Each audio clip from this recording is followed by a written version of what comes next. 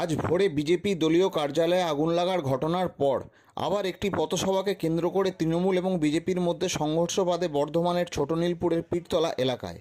তৃণমূলের অভিযোগ যে বিজেপি কোনো পারমিশন ছাড়াই পথসভা করছে, সেই জন্য তারা সেই পথসভা বন্ধ করতে বলেন।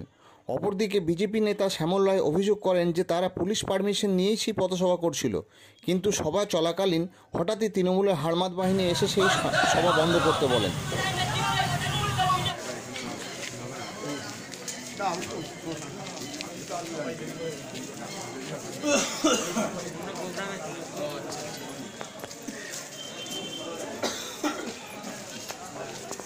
আমরা কিন্তু কোনো হিংসায় বিশ্বাস করি না।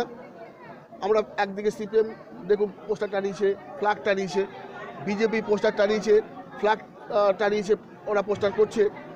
আমরা গণতন্ত্রে বিশ্বাস করি, কিন্তু আমরা এই গণতন্ত্রকে কখনোই ভাঙতে দেবো না। আমরা চাই ওরাও করুক, আমরাও করুক, কিন্তু সেখানে এই হিংসার ভাবটা আসে কেন? আজ কি হয়েছে? আজকে পুলিশের পারমিশন ছাড়া ওরা মিটিং নাকি করতে এসেছিল, পথসভা। এই অঞ্চলের তৃণমূল কর্মীরা নয়, এই অঞ্চলের সব অধিবাসী, তারা বললো যে আপনারা এখানে যে মিটিং করছেন, কোনো এখানকার হঠাৎ মিটিং করছেন, নানা রকম উস্কানিমূলক কথাবার্তা বলছেন, আপনাদের পারমিশন পুলিশের আছে কিনা আপনারা দেখান। ওরা দেখাতে পারেনি। ওরা গার্ড জোরে সবসময় সব কিছু করার চেষ্টা করছে। এলাকার অধিবাসীরা ওদেরকে প্রতিরোধ করেছে, না এখানে করতে দেবো না।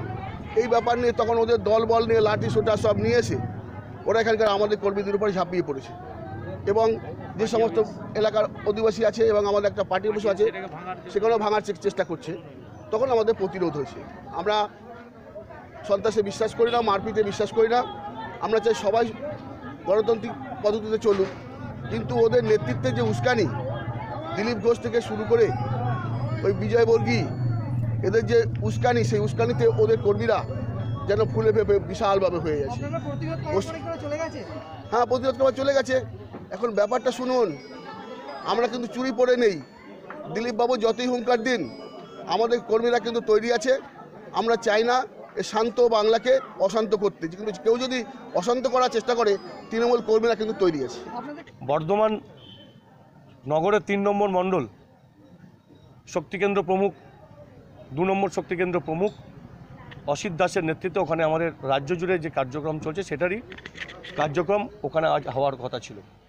পুলিশ আমাদেরকে পারমিশন দিয়েছে, পুলিশ আমাদেরকে বারবারালি আমাদেরকে করবার জন্য সহমত পোষণ করেছে। তারা বলেছে যে কোনো সমস্যা নেই, আপনারা করুন। কারণ আগের দিন যে ওই জায়গায় তৃণমূল কংগ্রেসের নব্য তৃণমূল যারা হারমাত ছিল সিপিএমের, পরবর্তীকালে তৃণমূলের নাম লিখিয়েছে, তারা ওখানে মিটিং করেছে কোনো পারমিশন নিয়ে নয়, ইন্টিমেশন দিয়ে, এবং সেটা আইসিকে দিয়ে করেছিল। আমরা সেই পথই অবলম্বন করেছিলাম, কিন্তু প্রশাসনকে সঙ্গে নিয়ে বহিরাগত ঢুকিয়ে এই এলাকায় তৃণমূল হেরে গেলেও কিন্তু বিজেপি কখনো কারোর প্রতি তাণ্ডব চালায়নি, জাতি ধর্ম নির্বিশেষে। কিন্তু আজকে যেটা তৃণমূল কংগ্রেস করলো, আপনারা জানেন যে গতকাল রাতে আমাদের পার্টি অফিস জ্বালানো হয়েছে। গতকাল রাতে আমাদের পার্শ্ববর্তী জেলা পরিষদের কার্যকর্তাকে মারা হয়েছে, অমিত মাকড়কে গ্রেপ্তার আছে তারা, আপনারা জানেন।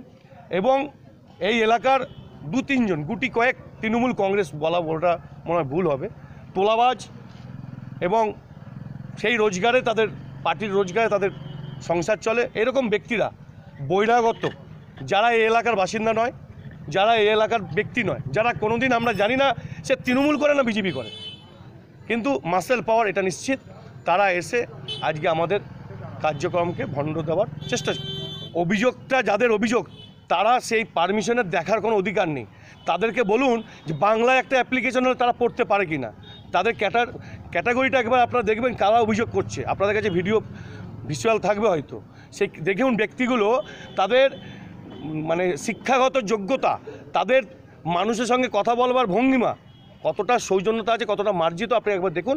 তারপর তাদের অধিকার হচ্ছে বিজেপি কি পারমিশন নিয়ে করছে না, তার জন্য দায়ী হচ্ছে প্রশাসনের। প্রশাসন দেখবে এলাকার ওই তোলাবাজ, এলাকার যারা এত বছর ধরে কাটমানি খেয়েছে, তাদের দায়িত্ব দেওয়া হয়নি যে তারা বিজেপির পারমিশন দেখার জন্য।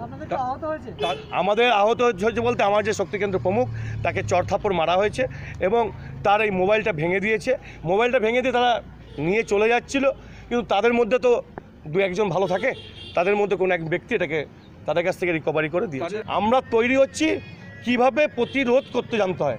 এই ব্যক্তিগুলো লোকসভা ভোটের পর বিজেপির জেলা পার্টি অফিসে গিয়ে ক্ষমা প্রার্থী অ্যাপ্লিকেশন দিয়ে এসেছে, বউ বাচ্চা ছেলে মেয়ে ভাসুর ভাইপো সবাইকে নিয়ে গিয়ে।